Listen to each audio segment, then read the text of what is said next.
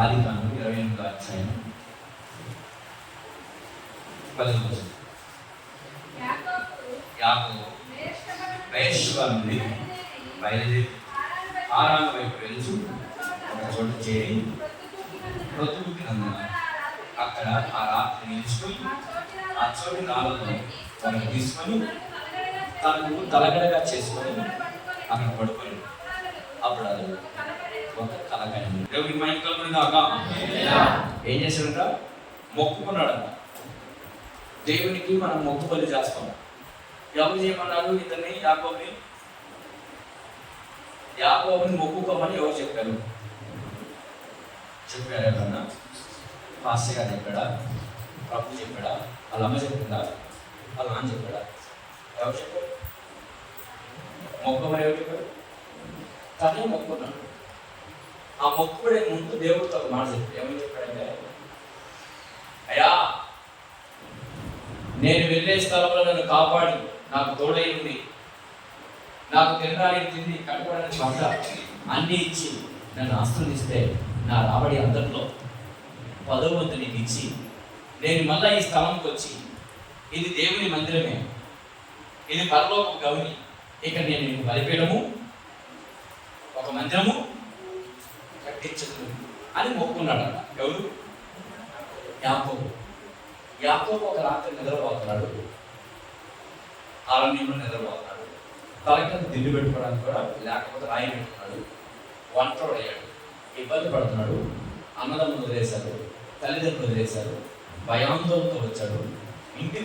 ఇంట్లో నుంచి బయటకు పారిపోయి ఒక అరణ్యంలో ఒంటరిగా కూర్చొని ఒంటరివాడి ఏడుస్తూ కన్నీరు కాస్తూ ప్రార్థన చేస్తూ అన్నం కొనలేక తలకల్లి కూడా తిండుకోలేక వేదన పడుతూ దేవుని సన్నిధిలో కన్నీరు కాచి ఆ రాత్రి నేల మీద పడుకున్నాడు.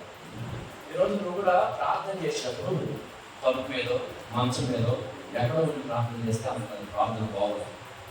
నేల మీద కూర్చొని మోకాలు వేసేసి సాగిన పడి కింద పట్టుకొని ప్రార్థన చేసుకొని దేవుడితో మాట్లాడితే నేను నువ్వు తగ్గించుకుంటే వంగవలసిన గాడికి వంగి అడగవలసినది అంగీలు కలిసి అడిగితే దేవుడు నీతో కళ ద్వారా కానీ స్వరంగా కానీ అతను మాట్లాడతాడు. ఆమె చూద్దామా? నెడిమంచం మీద కూర్చొని శుభ్రంగా కళ్ళని కన్ను మూసుకొని స్తోత్రం స్తోత్రం స్తోత్రం మనసు మీద ప్రార్థన చేసుకున్నామంటూ నీతో దేవుడు మాట్లాడాలంటే ఆయన దగ్గర చాలా తగ్గించుకుంటేనే మాట్లాడతాడు. ఆమె చూద్దామా? చదువు గడిగా స్తోత్రాలు చదవమా? మీకే కానీ మంచి కళ రావాలన్నా, మంచి దర్శనం కావాలన్నా, మంచిగా స్వరం వినాలన్నా, దేవుడితో మాట్లాడాలని కోరుకుంటే ఎప్పుడు నేల మట్టికి వంగి నేల మీద పడుకోవాలంటే 4 పొంగలు వేసుకొని 4 దిండు వేసుకొని పడుకోవాలి. శాశ్వతంగా నేల మీద పడుకొని అవసరం ఒక చిన్న సాప్ వేసుకొని అక్కడే ప్రార్థన చేసుకుని ఏదో చిన్నగా ప్రార్థన చేస్తూ కన్నీరు వేసుకుంటా పడుకో. ఆ రాత్రి దేవుడితో మాట్లాడుకోదాక యాకోబు చేసిన పనిదే. ఆ రాత్రి అంతా ఏడ్చాడు. ఎవరు లేరు అయ్యాను తప్ప నాకు ఆధారం ప్రార్థన చేస్తున్నాడు. నేల మీద దిగ్గు నీళ్ళలో పడుకున్నాడు. ఆ సమయంలో ప్రభు చదువుతో మాట్లాడాడు. ఎవరు మాట్లాడితే ఒక నిచ్చెన కనపడింది కళలో. ఒక కళగైనా కళలో ఏ కనపడదా? నిచ్చెన తెలిసినందుకే ఆ నిచ్చెనంట భూమికి ఆనుకొని ఆయన ఎంత ఎత్తున్నది ఎలా వస్తుందంటే ఒక 3 అంతస్తులు నిచ్చెన చూశాను. కానీ ఆ నిచ్చెనంట యాకోబు కళ్ళలో చూసి నిచ్చెనంట ఆకాశాన్ని ఎక్కడికంటే ఎవరు నిచ్చెన అనేది మనం ఒక ప్రశ్న వేసుకుంటే యేసుక్రీస్తు ప్రభు భూమి మీద రాకముందు వచ్చిన కళ ఇది.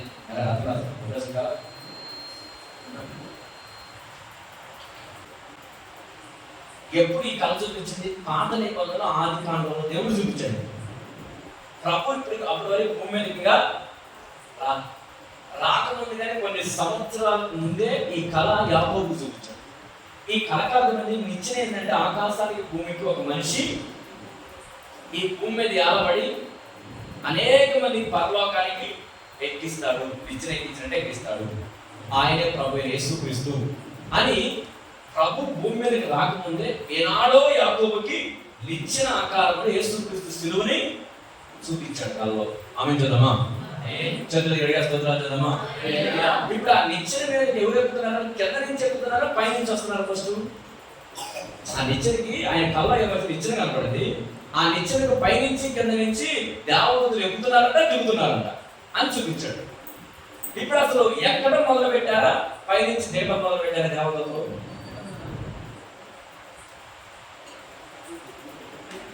దేవదూతలు ఎక్కుతూ దిగుతూ అని ఆలోచన. ఎక్కడం మొదలు పెట్టాడా ఫస్ట్, దేవదూతలు పైనుంచి దిగడం మొదలు పెట్టారు. ఫస్ట్ ఏది జరిగింది? మన మహి అన్నది పైనుంచి దిగడం కనపడ్డది అంటారు. మీరేమంటారు? కింద నుంచి ఎక్కడం అన్నారు. వీళ్ళేమో కింద నుంచి ఎక్కుతుంది దేవదూతలు అన్నారు, ఆడవాళ్ళేమో పైనుంచే దిగుతున్నాయి అన్నారు. ఫస్ట్ ఏది జరిగింది? బైబిల్లో ఏమో రాసిందని పరిశీలన చేస్తే మనం ఎటుపోయినా ఎక్కడ పోవాలి? బైబిల్ కాడికి పోవాలి. బైబిల్ ఏదంటే అదే నిజం. ఆమె చూద్దామా? బైబిల్లో వచ్చేసరికి ఏం రాసిందంటే కింద నుంచి ఎక్కడమే మొదలైంది ఫస్ట్. ఆమె చూద్దామా? అదేంటి పాస్టర్ గారు ఇప్పుడు మహేష్ డౌట్ మైండ్లో, అసలు దేవదూతలు కింద ఉంటాయి, పైన ఉండేది ఫస్ట్ అక్కడి నుంచి రావాలి కదా, మరి ఇప్పుడు ఎందుకు కింద నుంచి ఎక్కడమేదని డౌట్. దానికి అర్థం ఏంటంటే కింద నుంచే మొదలు దేవదూతలు అయితే తర్వాత పైనుంచి దేవదూతలు కిందకి దిగుతుంది. దీనికి అర్థం ఏంటంటే కింద ఆల్రెడీ కొంతమంది భక్తులు అప్పటికే భూమి మీద, అబ్రహాము, ఇస్సాకు, నోవాహు, చాలా మంది భక్తులు భూమి మీద ఉంటారు. ఆ భక్తుల కోసము ఆల్రెడీ కొన్ని దేవదూతలు భూమి మీద పరిచయం చేయడానికి భూమి మీద ఉన్నాయి. గట్టిగా స్తోత్రాలు చదువుమా. ఈ భూమి మీద ఉన్న దేవదూతలు ఏం చేస్తాయంటే కొంతమందిని మారు మనసు పొంది బాప్తిసం తీసుకునే వాళ్ళకి దేవుని మార్గాలు దైవభక్తి నేర్పి, ఈ దైవభక్తి నేర్పిన దేవదూతలు వారి పని కంప్లీట్ చేసుకొని కింద నుంచి పైకి పరలోకం తీసుకెళ్తారు దేవుడిని చూపించడానికి దీనికి పైకి. ఆమె చూద్దామా? మీరు ఎవరైతే దైవభక్తి కలిగి దేవుని వాక్యం విని యేసుక్రీస్తు ప్రభు ఈయన మధ్యవర్తిగా నిల్చున్నామన్నాడు, ఈయన నమ్ముకొని మీరు మారు మనసు పొంది బాప్తిసం తీసుకుంటే ఇప్పుడు ఈ దేవదూతలు ఎట్టెక్కుతున్నాయో మీరు కూడా రేపు పరలోకం అంటే ఎక్కి వెళ్తారని సూచన చూపించాడు. చప్పట్లు వేసేకి మరి పైనుంచి వచ్చిన దేవదూతలు మార్కు సువార్త 1:12 పైనుంచి ఎందుకు వచ్చింది దేవదూత? మార్కు సువార్త 12:1 వెంటనే పరిశుద్ధాత్మ ఆయన అరణ్యంలో తోసివేసింది. ఆయన సాతాను చేత శోధించబడి అరణ్యములో 40 దినములు అడవి మృగములతో ఉండెను. మరియు దేవదూతలు ఆయనకు పరిచర్య చేయించుంది. ఇక్కడికి స్తోత్రాలు చదువుమా. ఎవరంట పరిచర్య చేయడానికి వచ్చింది? ఎవరికి? యేసుక్రీస్తు ప్రభు ఈ భూమి మీదకి వచ్చిన తర్వాత సాతాను కూడా ఒక 40 రోజులు శోధించాడు. ఎన్ని రోజులు? ఎవరిని శోధించాడు? యేసయ్యని సాతాను కూడా శోధించాడు. శోధన నాకు నీకే కాదు, ఎవరికి వచ్చిన ఫస్ట్ నీకు నాకు అంటారు అక్క, నీకు నాకు ఆ శోధన అంటారు అక్క. సాతాను గాడు 40 రోజులు యేసు ప్రభు శోధించాడు, ఇసికించాడంట, భయంకరమైన పరిస్థితులు గందరగోళం చేశాడంట. యేసు ప్రభుకి అంత శోధన వచ్చిందంటే, అంత పరిస్థితి పవర్ఫుల్ మ్యాన్కే వస్తే ఆఫ్టర్ నేనంత నువ్వే అంత శోధనలో పడ్డా. అందుకని శోధన అనేది ఒక మనిషి ఒక సమయంలో దేవుడే సాతానుగా శోధిస్తాడని చూస్తాడు. ఎంతవరకు నువ్వు నిలబడతావు, ఎంతవరకు నువ్వు తట్టుకుంటావు, ఎంతవరకు నువ్వు పడిపోతావు, ఎంతవరకు దేవుని పక్షాన ఉంటావు. నేను శోధించినప్పుడు ఆ శోధనలో కొంతమందిని వదిలేయాల్సి వచ్చింది, కొంతమందిని పక్కన పెట్టాల్సి వచ్చింది. కొన్ని సమస్తం వదిలిపెట్టి ఆఖరికి యేసు ప్రభు ఏం చేశాడు తెలుసా? యేసు ప్రభు భూమి మీద అమ్మా నాన్న అన్నదమ్ములు అందరూ ఉంటారు. మరి అందరూ ఉన్నా సరే శోధించబడుతున్నప్పుడు పరిశుద్ధాత్మ దేవుడంట అరణ్యానికి తోలుకొని పోయిన ఉంటారు. ఎడగ స్తోత్రాలు చదువుమా. ఎంతమంది ప్రభుకున్నా సరే ఆయన శోధించబడి అరణ్యానికి వెళ్ళాడు. పరిశుద్ధాత్మ దేవుడే అరణ్యానికి తీసుకెళ్ళాలంటే అరణ్యము అంటే ఒంటరితనము. ఆమె చదువుమా. ఈ ఒంటరితనం కొన్నిసార్లు ప్రతి ఒక్కరికి అప్పుడప్పుడు అనుభవించాలి.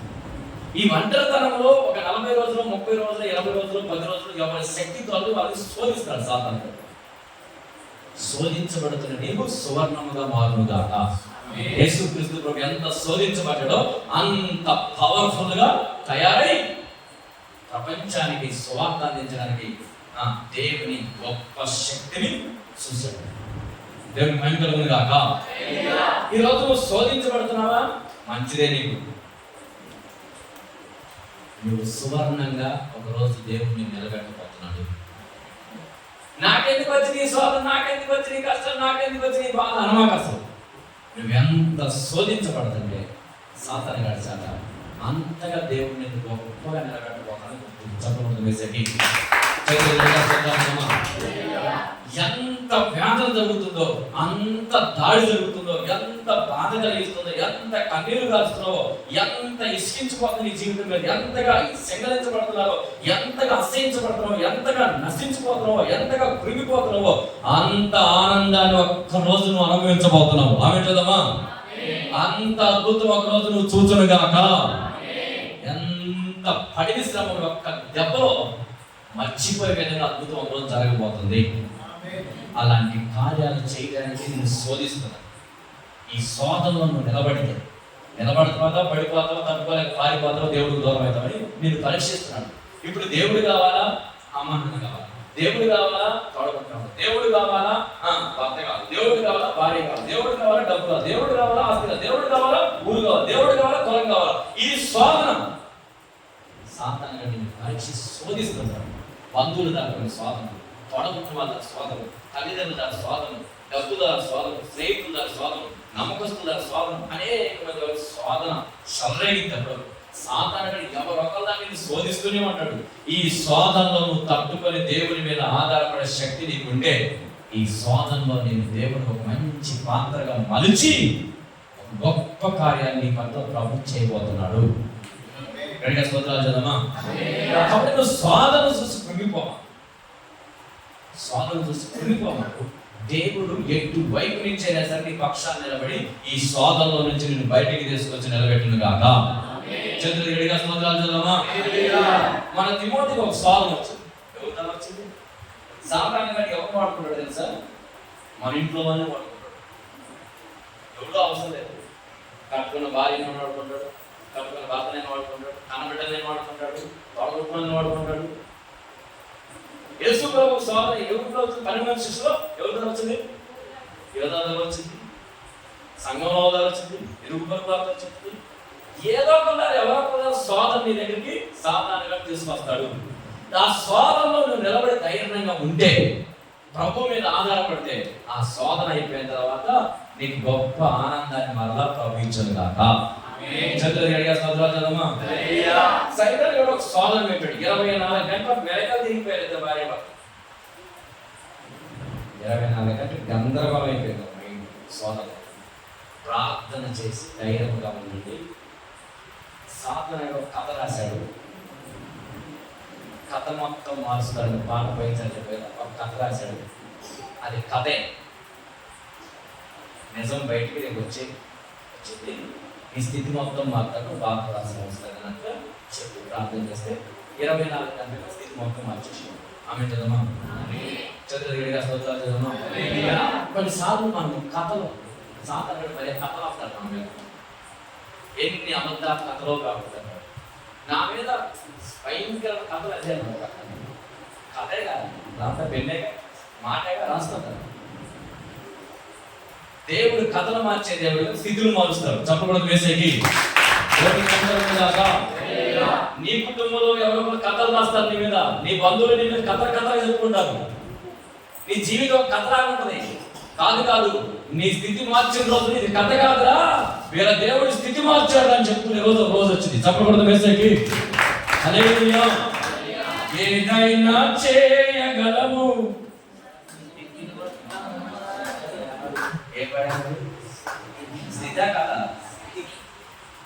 కథ పాడేవాళ్ళు మరి మళ్ళీ 2 కాదు సాధించి, అందుకని కథ కాదు స్థితి మారుస్తారు దేవుడు. కాబట్టి దయచేసి మీరు ఎవరు సాతానుగా శోధించినప్పుడు భయపడక, సిగ్గుపడక, నిరాశపడక, అయ్యో నా మీద ఎంత భయంకరంగా కథ రాదు, ఎంత భయంకరంగా మాట్లాడు, ఎంత భయంకరంగా అసలు నా మీద ఇన్ని మాట్లాడుతున్నారని సాతాను కృంగేసి గొప్ప చేసి అలర్ చేసి గందరగోళం చేస్తారు.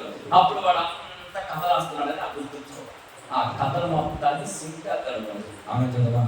కథలు రాయడానికి చాలా రాస్తున్నారు సాతాను. ఆ కథను చూసి భయపడకుండా నీ గురించి అనే కథలు చెప్పుకుంటారు, దాన్ని చూసి కూడా భయపడకుండా నీ స్థితి మొత్తం దేవుడు మార్చును కాక. చదువుని గడిగా స్తోత్రాలు చదవమా. కాబట్టి దయచేసి సాతాను గాడు వచ్చి యేసు ప్రభు అన్నాడట, ఒక కథ అన్నాడట, ఏమని, నా కాల్లో ఒకసారి కొట్టుకో. సైతాన్ని గాడు వచ్చి ప్రభుని అంటాడు, నా కాల్లో ఒకసారి కొట్టుకో, ఒకసారి దండం పెట్టు, కలగదు. ఈ సర్వ సృష్టి మొత్తం నీకే ఇస్తాను. అసలు సర్వ సృష్టి ఎవరిది? వాడు అంటాడు యేసయ్యే వాడు పరిపాలన చేస్తున్నట్టు వచ్చి, నేను ఈ సర్వ సృష్టి మొత్తం నాది, నువ్వు ఒక్కసారి కాలు పట్టుకున్నాను నాకు, నీకు నేను ఎంత అన్నాడు. వాడిది కాదని, ఎవరిదని? ఏసైకి ఇచ్చింది అన్నాడు. విడగా సొంతాలు చదవమా. ఈనాడు సాతాను కూడా భలే కథ రాశాడు అక్కడ వేసుకోలేదు. మరి ఆ కథ విన్నాడు ప్రభు.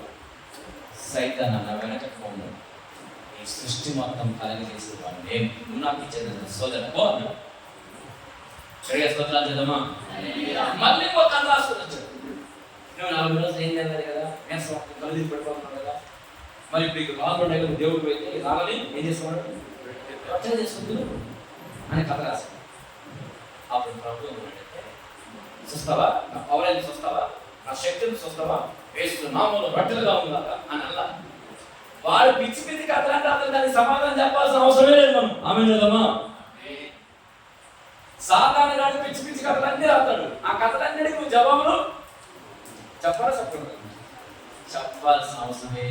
చదువు వేసేది నువ్వు వెంటనే రియాక్షన్ ఇచ్చి, వెంటనే ఎమోషన్ అయిపోయి, వెంటనే కథకి జవాబు చెప్పాలని పోయామనుకో, నీ కథ రాస్తాడు దయ్యం. ఇప్పుడు మన నైట్ తిమ్మది మంచి ఎమోషన్ అమ్మటే కథ రాద్దామని పోయాడు.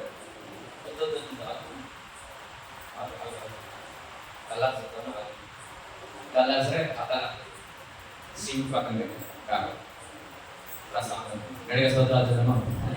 కాదని ఇప్పుడు సాతాను వచ్చి, నువ్వు దేవుడు అయితే ఈ రాళ్ళని రొట్టెలుగా మార్చుకొని తినుమని అని కథ రాశాడు. వెంటనే ఎమోషన్ గా, నేను దేవుడా, నేను చూపిస్తావా, నేనంటే ఎందుకు తెలుసా, అసలు నాకు పవర్ ఏంటి ఎందుకు తెలుసా అని వెంటనే ప్రార్థన చేసి రాళ్ళని రొట్టెలుగా మార్చడానికి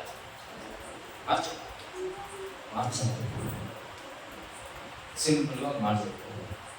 మనిషి ఆహారం అనే కథలో దేవుని వాక్యం ద్వారా బ్రతుకుతాడని చెప్పడం మెసేజ్.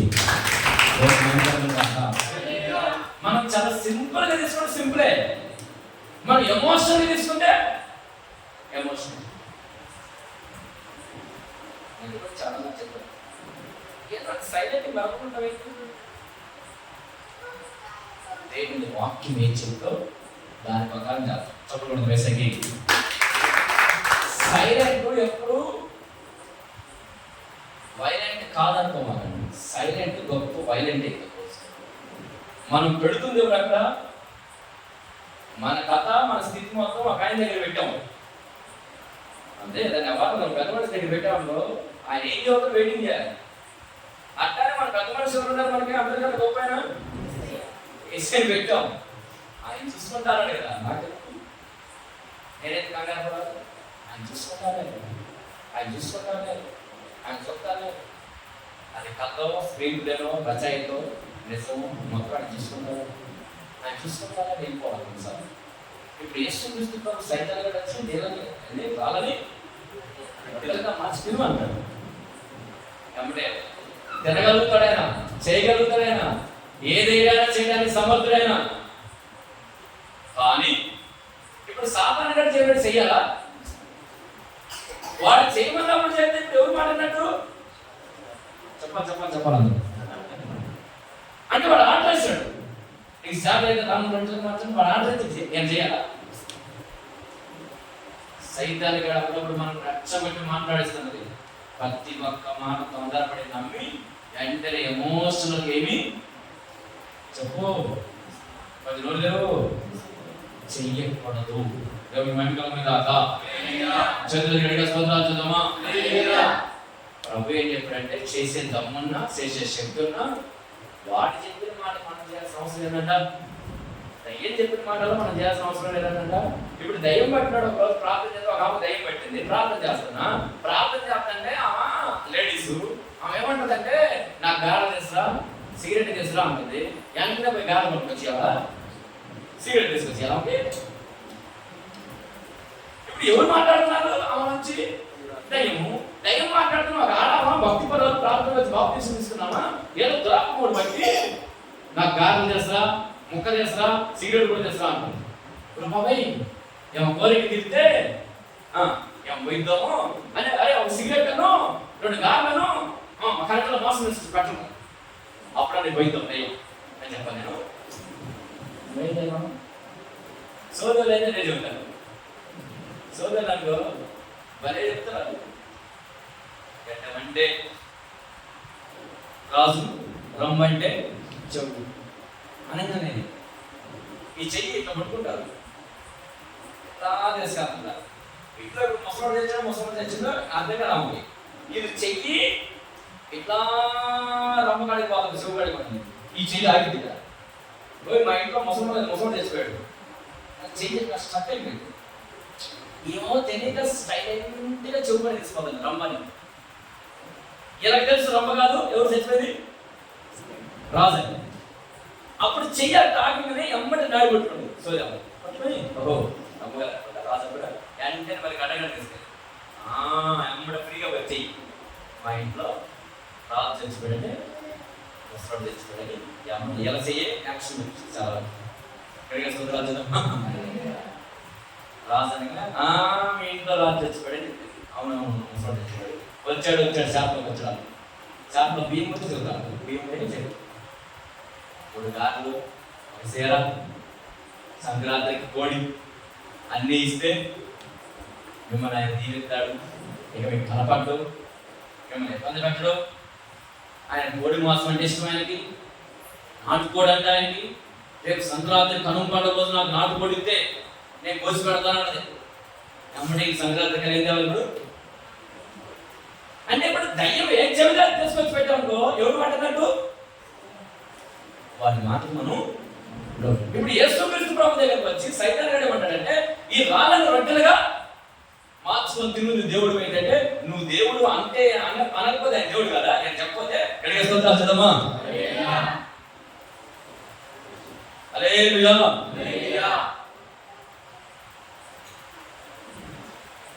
ఇప్పుడు మనం దొంగ రుచి తీసుకోవాల్సిన అవసరం. మనం దొంగ మనకి తెలీదా? మనకి దేవుడికి తెలీదా? దాన్ని రుజువు చేస్తూ ఊరు మొత్తం ప్రసాదం చూపించుకోవాల్సిన అవసరం ఏమి? తెలుసుకున్నారా అంటాడు దైవం. అవసరం లేదు, తేల్చాయన ఒక ఆయన ఉన్నాడు. ఆమె చూద్దామా? ఎందుకంటే భయం ఏమంటాడంటే నువ్వు దేవుడు అయితే అన్న సైతాన్ని. నువ్వు చెప్పేదన్న సోదరా నేను దేవుడిని, నువ్వు చెప్తే నేను చేస్తాను. నువ్వు దేవుడు అయితే నాన్న రొట్టెలుగా మార్చాలి, నువ్వు చెప్తే నేను చేయను. అసలు నీ సమానంగా అవసరం నాకే. దేవుని వాక్యం ద్వారా కూడా మానవుడు గడిగా స్తోత్రాలు చేద్దామా? మనం కూడా కొన్నిసార్లు మనం ఎవడు ఏం చెబితే నీ గంభీర చేయాల్సిన అవసరం చెప్పు. వాక్యానుసారం చెయ్యి. వాక్యానికి వ్యతిరేక ఎవరు ఏం చెబితే అది తలకాయ చేయాలి. వాక్యం చెప్పు. మనిషి బట్టి వల్ల కాదు, దేవుని వాక్యం బ్రతుకును. చదువు వేసేకి వాక్యం ద్వారా ఎట్లా ఆనందం అని మరి ఇప్పుడు ఒక అమ్మాయికి వాళ్ళ అమ్మ చనిపోయాడు. ప్రభుత్వం వాళ్ళ నాన్న ఉన్నాడు. కొన్ని రోజులు ఆయన యాక్సిడెంట్ అయిపోయాడు. ప్రభుత్వం ఈ అమ్మాయికి చదువుకుంది, చదువు ఆగిపోయింది, ఉద్యోగం రాదు. ప్రభుత్వం ఉద్యోగం లేదు, అమ్మ చనిపోయింది, నాన్న చనిపోయింది, అవనస్త్రాలు అయిపోయింది, వంట అయిపోయింది. ఇంకెందుకు బతుకు వేసుకోకున్నప్పుడు నాకేం లాభం, నేను కూడా చచ్చిపోతాను ఏమంటారు, నేను కూడా చచ్చిపోతానని ఒకరోజు ఇంట్లో ఫ్యాన్ గురేసుకొని సాగుతుంది. చచ్చిపోయే టైంలో పోస్ట్ మ్యాన్ నుంచి కలుపుకుంటాడు. అని రోజు పోస్ట్ మ్యాన్ జరిగింది అంటే కొంచెం ఫ్యాషన్ అయిపోయి ఫోన్ చెప్పాలి. అప్పుడు ఇంటికి వచ్చి డోర్ ఎంత అప్పుడే కుర్చీ చేసుకుని అంటే రెడీ చేసుకుని లోపల రెడీ చేసుకుని గొంతు రెడీ అయ్యారు. డోర్ అంటే తీసి అదేదో చూద్దామని తలుపు తీసి పోస్ట్ మ్యాన్ కొత్త వచ్చాడు. దాంట్లో దేవుని వాక్యం ఆమె చదవమా. ఆ వాక్యం చదవగానే తల్లిదండ్రుల కన్నా ప్రేమించే దేవుడికి తోడై భయపడమాను, నేను నిన్ను ఆశీర్వదిస్తాను, నీ అంతటి నువ్వు మరణించడం వల్ల యోధా మరణించడం నరకానికి పోతాడు, మనంతటి మనం మరణించడం వల్ల మనిషి నరకానికి పోతాడు. ప్రభు యేసుక్రీస్తు నువ్వు తోడై ఉన్నాడు, భయపడమాకు, తోడై ఉండి పరలోక రాజ్యంలో ఈ లోక రాజ్యంలో సంస్థతో నేను తోడుగా ఉండి నేను అన్ని విషయాలు వర్తిల్లింప చేస్తా అని వాక్యం జరిగింది. వెంటనే ఎవరో ఒక ధైర్యం కలిగిన మాట చెప్పేసరికి తప్పక తన మనసుకి మళ్ళీ చావాలని ఆశ తీసేసేసి దేవుడు నాకు తోడై ఉంటాడు, నన్ను ఆశీర్వదిస్తాడని ఒక విశ్వాసం ఆమెకు వచ్చేసింది. దేవునికి మహిమ కాక. ఇప్పుడు ఆమె బ్రతికించింది అన్నమా, రొట్టె, వాక్యమా? అన్నం బ్రతికించిందా, రొట్టె బతికించిందా, టాబ్లెట్ బతికించిందా, వాక్యం బతికించిందామని? ఆ రోజు ఆ వాక్యం రాకపోతే అమ్మాయి ఏమైపోయింది? అన్నం చాపిద్దా, రొట్టె చాపిద్దా? మరి ఎవరు ఆపేట మరణాన్ని? దేవుని వాక్యము మరణాన్ని ఆపింది. ఆమె చదవమా, చేతులు ఎడిగా స్తోత్రాలు చదవమా. ఇప్పుడు ఇస్రాక్ గారు ఎన్ఆర్ హాస్పిటల్ దూకి చచ్చిపోదామన్నారు. ఎవరా భయపడాలి? నేను అక్కడ దేవుని వాక్యం చెప్పే ఒక మనిషి మంచి వాక్యం చెప్పండి, ఆ వాక్యం అయింది ఆపుతుంది. నేను ఒకసారి చచ్చిపోతాను ఎట్లా రాస్తున్నాను? ఎవరా పిల్లలు సాగకుండా బైబిల్ చదివితే దేవుని వాక్యం అంటే దీన్ని బట్టి మనం ఏం అర్థం చేసుకుంటే మనిషి బట్టి వల్ల అన్నం వల్ల బ్రతకడు, దేవుని వాక్యం బ్రతికించింది. చెప్పకూడదు వేసేటి బట్టి వల్లే అన్నం వల్లే కాక దేవుని వాక్యం తల్లి మనిషి బ్రతుకుతాడు. సావు రానియకుండా వాక్యం బ్రతికించింది. ఆమె చదవమా, చేతులు ఏడుగా స్తోత్రాలు చదవమా.